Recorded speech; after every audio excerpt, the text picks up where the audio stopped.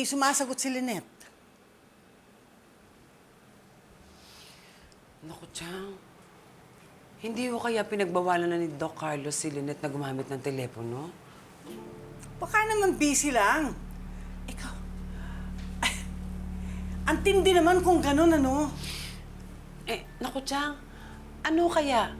Tumawag na ho kaya tayo ng pulis para ho maisumbong na natin si Doc Carlos ng violence against women. Sa palagay niyo, Chang, halika na ho. Alam mo, Diyos, paano kung hindi totoong sinasaktan ni Carlos si Lynette? Mahirap makialam. Baka mamaya hindi naman totoo yung hinala natin, magagalit sa atin si Lynette. Kailan mo tayo kikilos, Chang? Kapag bugbog-sarado na ni Doc Carlos si Lynette, kawawa naman yung kaibigan ko. Ninang.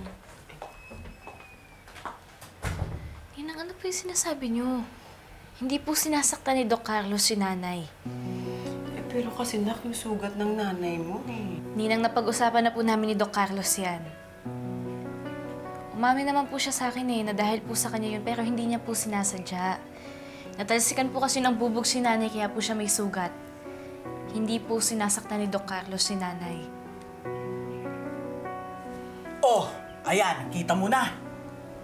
Mabuti na lang hindi pa tayo nakakapagsumbong. Kung hindi, nagkataon pang tayo pa ang pinagmulan ng gulo.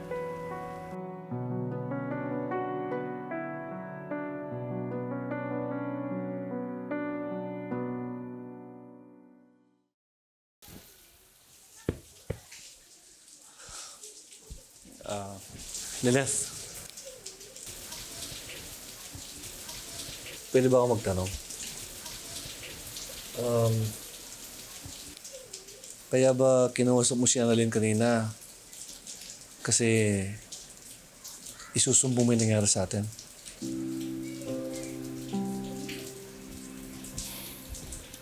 Hindi ako nagsusumbong kay Annalyn.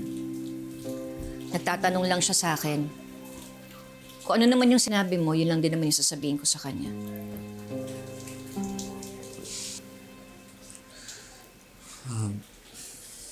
Lynette, pasensya ka na.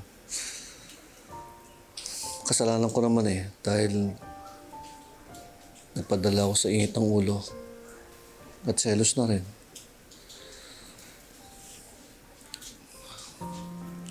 Lynette, may request sana ako.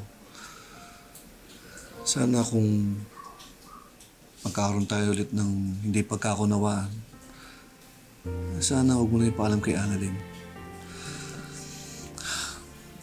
Kasi alam mo naman na gusto ko magkaayos kami.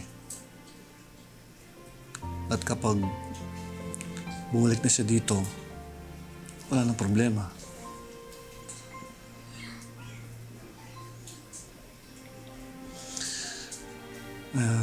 May surprise pala ako sa'yo.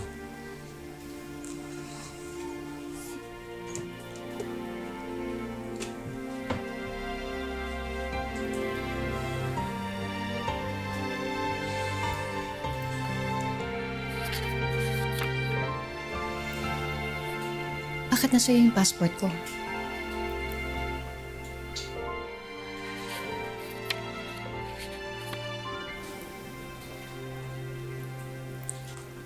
Visa?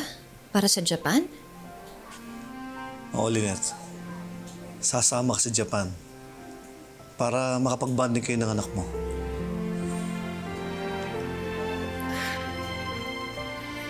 Salamat. Sigurado ako matutuwa ang anak ko.